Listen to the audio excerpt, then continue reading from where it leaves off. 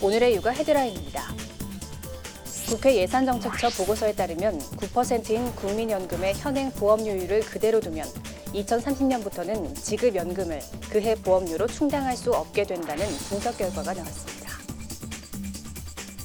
14개 광역지방자치단체 자료에 따르면 최근 5년 동안 전국 아파트 19,000가구에서 방사성 물질 라돈이 검출된 것으로 나타났습니다. 우리나라 여성의 경력 단절 현상이 주요 선진국보다 심각하다는 조사 결과가 나왔습니다. 이상 오늘의 육아 헤드라인이었습니다. 플라스틱 음식 및 음료 용기에서 발견되는 비스페놀 A, 플라스틱을 더욱 유연하고 잘 깨지지 않도록 만드는 프탈레이트 등 임신기간 체내의 내분비 교란 물질이 더 높은 수준인 여성의 아이가 IQ가 더 낮다는 연구 결과가 나왔습니다. 임신부는 이러한 화학물질에 노출되지 않도록 각별히 유의하셔야겠습니다. 육아포커스 첫 소식부터 함께 하시죠. 9%인 국민연금의 현행 보험료율을 그대로 두면 2030년부터는 지급연금을 그해 보험료로 충당할 수 없게 된다는 분석 보고서가 나왔습니다. 자유한국당 박명재 의원이 국회 예산정책처에 의뢰해 받은 보고서에 따르면 국민연금의 한 해 지출인 지급 비용은 지속적으로 늘어 11년 후에는 연간 보험료 수입을 넘어 기금 감소 위험이 커지게 됩니다. 반면 저출산과 고령화로 국민연금 가입자의 전체 인구 대비 비중은 올해 42.9%에서 2060년 27.3%까지 떨어지는 반면 수급자는 같은 기간 9.4%에서 37.8%로 급증해 연금 고갈은 갈수록 빨라질 전망입니다. 최근 5년 동안 전국 아파트 19,000가구에서 방사성 물질 라돈이 검출된 것으로 나타났습니다. 14개 광역지방자치단체가 정동현 민주평화당 의원에게 제출한 자료에 따르면 2015년부터 올해 8월까지 16개 단지 18,600여 가구에서 라돈이 검출됐습니다. 이는 주민들이 도기와 타일 등 건축자재의 라돈 방사능을 측정해 해당 지자체에 신고한 사례들로 부산이 4,800가구로 가장 많았으며 세종과 서울도 3,000가구를 넘었습니다. 건설사별로는 포스코건설, 부영주택, 한신공영 등의 순으로 나타났습니다. 출산이나 육아 시기에 일자리를 잃는 경력 단절, 많은 여성이 겪고 있을 텐데요. 우리나라 여성의 경력 단절 현상이 미국, 독일 등 주요 선진국보다 심하다는 조사 결과가 나왔습니다. 30대 후반의 류모 씨는 3살 된 아이를 둔 워킹맘입니다. 몇 차례 이직을 경험하며 10년 넘게 직장 생활을 이어온 그녀지만 육아와 일 병행은 개인의 역량에만 달린 문제가 아니었습니다. 해야지 사실 회사에 퍼포먼스를 낼 수 있는데 주어진 시간까지 반드시 집에 가야지만 실질적으로 어쨌든 경력이 중간에 단절되는 거에 대한 고민을 굉장히 많이 할 수밖에 없어요. 영유아기를 지나 초등학교에 입학할 시기까지 염두에 두면 고민은 더 깊어집니다. 지난 10년간 여성 고용 지표가 전반적으로 개선됐지만 정작 허리층에서 경력 단절은 여전하다는 지적이 나옵니다. 30-50 클럽 7개국 중 여성 생산 가능 인구 증가율은 한국이 13.9%로 가장 높았고 취업자 수 증가율도 1위였습니다. 하지만 지난해 30대 후반과 40대 초반 여성의 고용률은 7개국 중 가장 낮아 1위인 독일과는 20%포인트 벌어졌습니다. 여성 전체 고용률이 최하위인 이탈리아도 35세에서 44세 여성 고용률은 우리나라보다 높은 것으로 조사됐습니다. 영유아 시기 아이를 믿고 맡길 곳이 충분하지 않고 초등학교 입학 시기를 전후해선 육아뿐 아니라 교육 문제까지 떠안아야 하는 실정입니다. 3, 4년은 지속을 하는데 그 이유가 지속을 못하고 거기서 꺾이는 거죠. 만 3, 4세 이후부터 취약하고 나서 한 저학년까지의 고기가 정책의 사각지대라고. 전문가들은 유연근무제 활성화와 여성 고용유지 기업 인센티브 확대 등이 필요하다고 지적했습니다. 정부가 올해 4번째로 청년과 신혼부부들에게 공급하는 매입 임대주택은 모두 3,600여 가구, 청년 908가구, 신혼부부 몫은 2,778가구입니다. 매입 임대주택은 한국토지주택공사와 서울주택도시공사가 주택을 사들여 보수한 뒤 주변 시세의 30에서 70%에 임대하는 사업으로 올해 공급 물량만 18,000여 가구에 이릅니다. 청년 임대는 시세의 반값만 내고 생활 필수 집기가 갖춰진 주택에서 최대 6년간 거주할 수 있습니다. 신혼부부 주택은 다세대와 다가구 주택, 아파트와 오피스텔 유형으로 각각 나뉩니다. 다세대와 다가구 주택의 임대료는 주변 시세의 30% 수준으로 맞벌이를 하는 3인 가구 기준으로 한 달 소득이 486만 원 이하여야 합니다. 임대료가 주변 시세의 60에서 70%인 아파트와 오피스텔은 맞벌이 3인 가구 한 달 소득이 648만 원 이하만 가능합니다. 하지만 매입 임대주택은 사전 보수가 제대로 안 돼 곰팡이가 생기거나 사후 관리가 미흡하다는 단점도 있습니다. 고주택 리모델링 사업이 있어서 올해부터 이제 적극적으로 해가지고 시설 개선을 통해가지고 공급을 하고 LH 자체적으로도 민원 신고가 들어오면은 2-3시간 이내에 출동해가지고 임대주택 신청은 LH 청약센터 홈페이지에서 자격과 대상 주택을 확인해 청년은 11월 7일부터, 신혼부부는 14일부터 온라인으로 하면 됩니다. 기온이 눈에 띄게 낮아지면서 독감 유행 시기도 성큼 다가왔습니다. 독감에 걸리면 최대한 빨리 타미플루와 같은 치료제를 복용하는 게 좋은데요. 하지만 소아 청소년들이 환각, 환청을 겪는 사례가 종종 발생해 주의가 필요합니다. 2013년부터 지난해까지 타미플루 처방 건수는 모두 437만여 건, 부작용은 1000건가량 보고됐습니다. 부작용 대부분은 통상적으로 나타나는 위장장애 등입니다. 하지만 드물게 환각이나 기억상실 등 신경정신계 이상을 일으키는 경우도 있습니다. 극단적 선택 시도와 관련한 이상 사례로 보고된 것은 6건인데 이 중 미성년자 2명이 목숨을 잃었습니다. 아직까지 환각 등 부작용의 원인이 타미플루인지 명확하게 인과관계가 입증되지는 않았습니다. 독감 환자 중 약을 투여하지 않은 경우에도 유사한 증상이 나타나기도 했기 때문입니다. 하지만 식품의약품안전처는 소아 청소년이 타미플루를 복용할 때는 유심히 관찰할 필요가 있다고 강조했습니다. 독감에 걸린 환자들은 치료제를 쓰든 안 쓰든 보호자가 이틀 이상은 함께 같이 있어주면서 관찰이 좀 필요하다고 보입니다. 부작용이 걱정된다고 독감 치료제를 임의로 끊어서는 안 됩니다.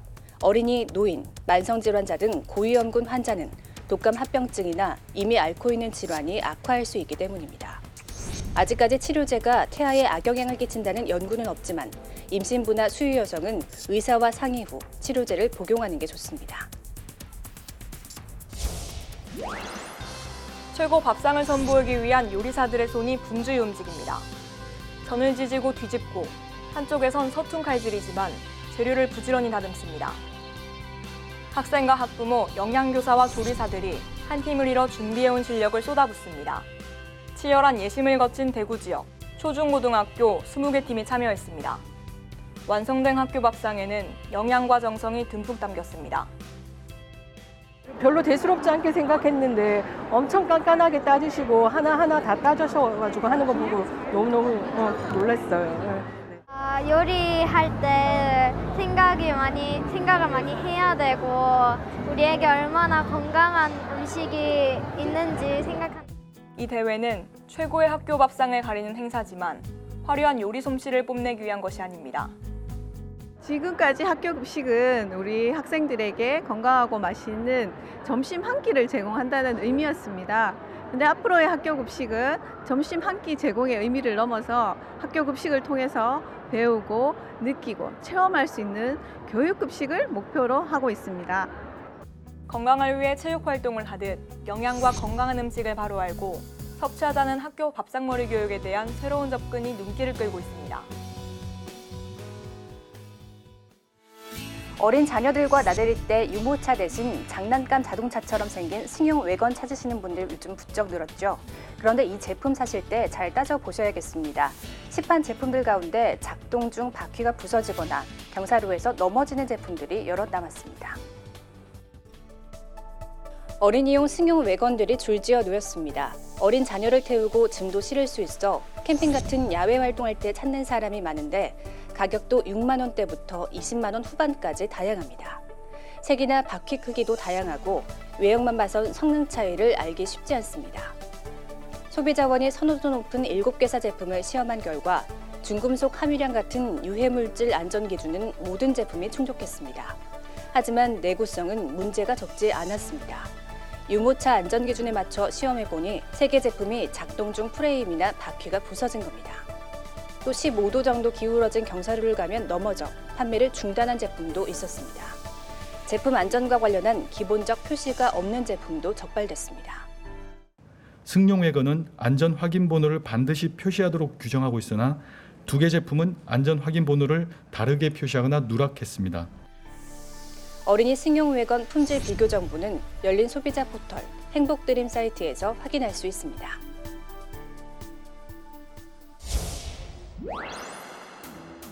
교육부는 지난해 유례없는 공론화 과정을 통해 정시 비율을 30% 이상으로 높인다는 방침을 결정하고 이를 각 대학에 권고했습니다.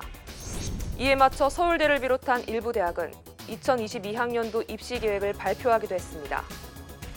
하지만 조국 전 법무부 장관의 자녀 입시 관련 의혹으로 정부는 정시 확대 지침을 다시 발표했고 1년 만에 교육 정책이 또 바뀐 셈이 됐습니다. 교육계는 정부가 여론에 휘둘리고 있다며 우려의 뜻을 보이고 있습니다. 그동안 정시 모집 확대를 주장했던 한국교원단체 총연합회마저도 지금은 작년에 결정된 방향을 안착시킬 시점인데 정치적 요구나 예단으로 졸속 개편안이 나와서는 안 된다고 지적했습니다. 진보 성향 교육단체들은 정부의 교육 공정성 대책 방향이 잘못됐다고 말합니다. 학생부 종합전형의 공정성이 의심된다면 이 부분을 개선해야지 이를 빌미로 정시 확대로 가는 것은 안 된다고 주장합니다. 어떤 제도를 통해서 어느 정도의 불평등이 진행되는지 좀 정확하게 좀 진단해보고 그 진단에 따른 대책들을 단기, 중장기 방안으로 내놓을 필요가 있다라고 보여져요. 학생과 학부모들은 정시 확대를 대체로 환영하는 분위기입니다. 다만 서울, 강남 등을 중심으로 사교육이 과열되는 것 아니냐는 걱정도 나오고 있습니다. 학생들이 텃밭에 나와 김매기를 하고 김장을 위해 심어놓은 무밭에 물을 줍니다. 쌈 싸먹기에 적당한 크기로 자란 상추를 수확하니 재미도 쏠쏠합니다. 자신이 심은 농작물이 쑥쑥 커가는 모습을 보면서 뿌듯함을 느낍니다. 공부 때문에 스트레스도 많고 하는데 여기 와서 애들이랑 같이 이야기하고 재배를 하니까 더 좋은 것 같아요. 스트레스도 풀리는 것 같아요. 탐스럽게 연근 사과를 어린아이들이 수확합니다.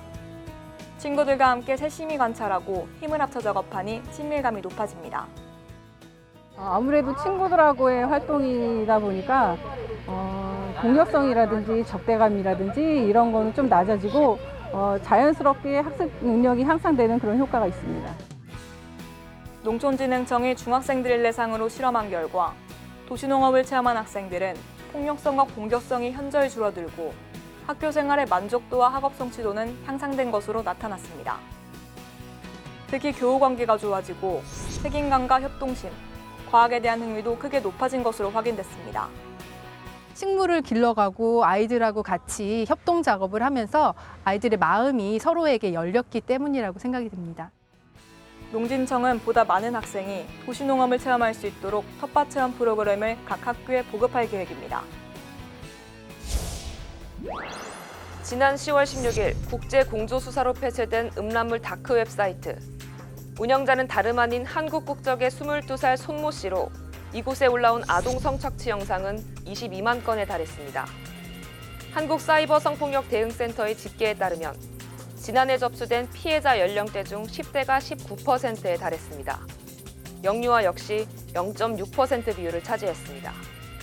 온라인상에서 친밀감을 쌓은 뒤 성폭력을 행사하는 온라인 그루밍이나 동의하지 않았는데 피해 영상을 유포한 경우가 대다수였습니다. 절반 이상의 사이버 성폭력 피해는 음란 사이트와 SNS에서 발생했습니다. 특히 피해자의 63%가 수사기관에 신고조차 하지 못했는데 처벌 근거가 마땅치 않은 데다 가해자 특정이 안 됐거나 2차 가해가 우려됐기 때문인 것으로 조사됐습니다. 징역형이 나오는 경우가 거의 없고 벌금형이라든지 집행유예가 나오는 경우들이 많다 보니까 제도와 법의 구축이 필요하지 않나. 그래서 여성에게만 그 비난의 화살이 쏟아지는 모습들을 저희가 많이 목격을 해요. 순결한 피해자 프레임에서 이제 그런 인식에 대한 개선점을. 전문가들은 또 처벌 가능한 사이버 성폭력 유형을 세분화하고 해외에 서버를 둔 사이트 차단을 위해 국제공조 수사를 강화할 필요가 있다는 의견도 제시했습니다.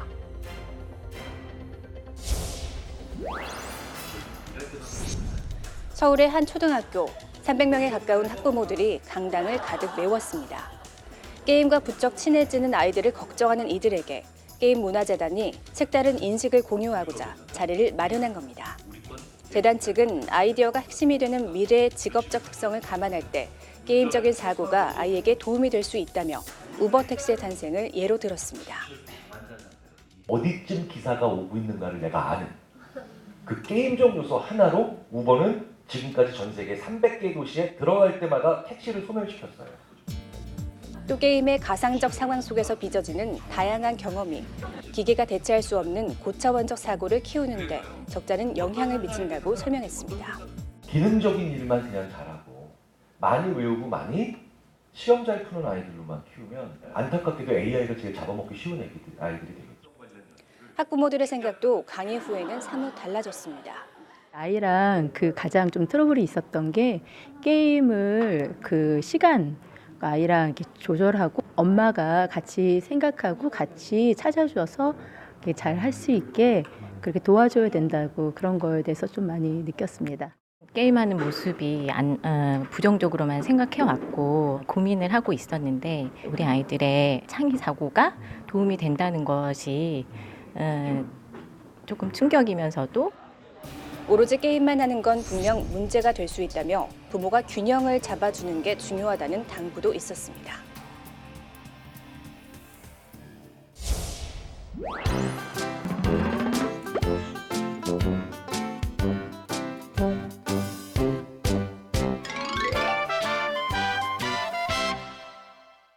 숲속 동물마을에 온몸이 새까만 까마귀가 살고 있었어요.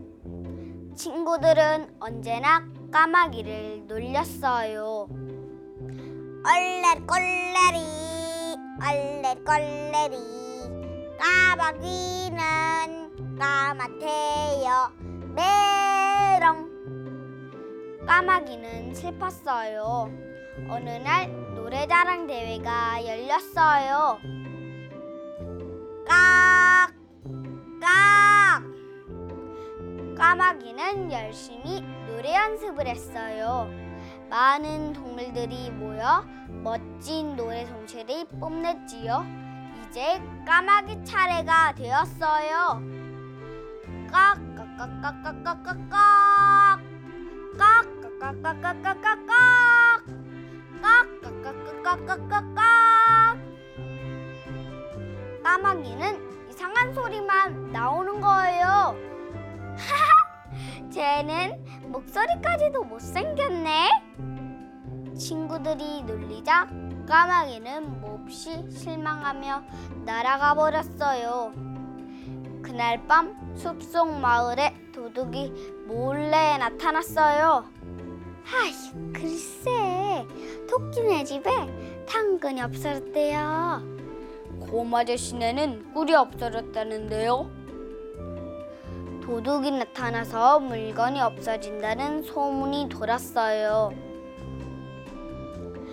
뭐? 우리 마을에 도둑이 든다고? 맞아. 그래, 그거야. 까마귀는 밤이 되어 다람쥐네 집 앞에 몰래 숨었어요. 그런데 어디선가 바스락 바스락 소리가 들렸어요. 누군가 다람쥐네 창고에서 알밤을 꺼내서 나오는 것이었어요. 바로 그때 깍깍깍깍깍깍깍 깍깍깍깍깍깍 하며 덤볐어요. 아이고, 괴물이야. 살려줘요. 도둑은 너무 놀라 도망쳤지요. 다람쥐네 가족들도 놀라 밖으로 나왔어요. 까마귀가 우리 집을 지켜줬어요. 용감한 까마귀예요. 까마귀님, 우리 집도 지켜주세요. 우리 집도요. 그때부터 까마귀는 마을을 지키는 용감한 경찰이 되었어요. 오늘 밤 조용히 귀 기울여 들어보세요. 어디선가 까마귀 경찰관 소리가 들릴 거예요. 깍!